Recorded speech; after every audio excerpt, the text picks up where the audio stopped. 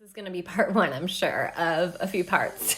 2, 3 things to know about this very powerful lunar eclipse with the South Node in Scorpio. This is the finale. This is the last eclipse in the South with the South Node in Scorpio. This South Node has been in Scorpio for the last 15 or so months. We will end this cycle completely in July, but this is the last eclipse that we're having, which is the last hurrah. This is like the finale when you go out and you see the fireworks, except the fireworks are happening in here and it's very uncomfortable. And we've been in an uncomfortable place for these last 15 months since the South Node has been in Scorpio.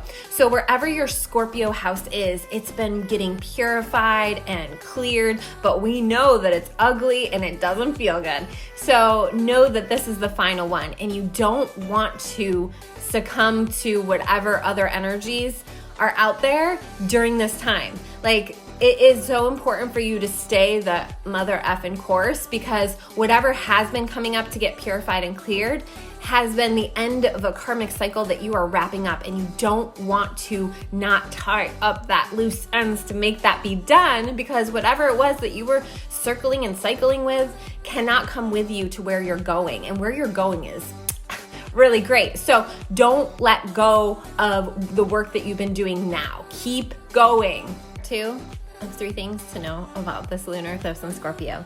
Well, let's talk about the energy of Scorpio. So yeah, I mentioned you're clearing out in your Scorpio house. So Scorpio is a very interesting sign because it's a feminine yin. It's like below the conscious mind. It is the murky, deeper waters. It is the Scorpion. And I always think of the grandmother energy. It's like, she's, it's like that.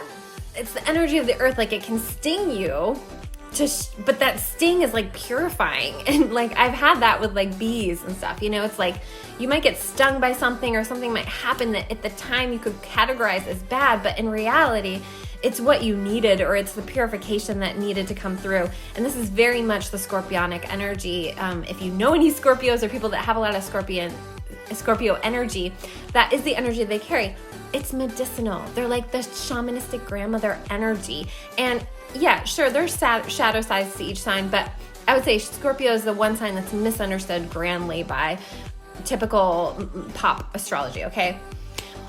It definitely does have to do with sex, death, and resurrection, and like that alchemy energy. And that's why this lunar eclipse is going to have to do with your relationship to other people and how you think they think about you, projections. And it's so important for you to clear out and close out those beliefs at this time. So make sure you're doing that.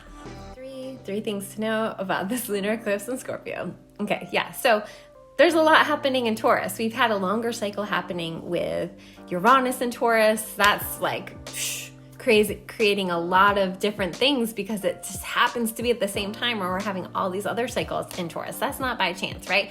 And Taurus does have to do with what's ours and what we have. And we're supposed to be moving into this time where we drop all the projections, we drop all what our parents told us we were, what our past partners told us we were, what our classmates or our coworkers told us that we are.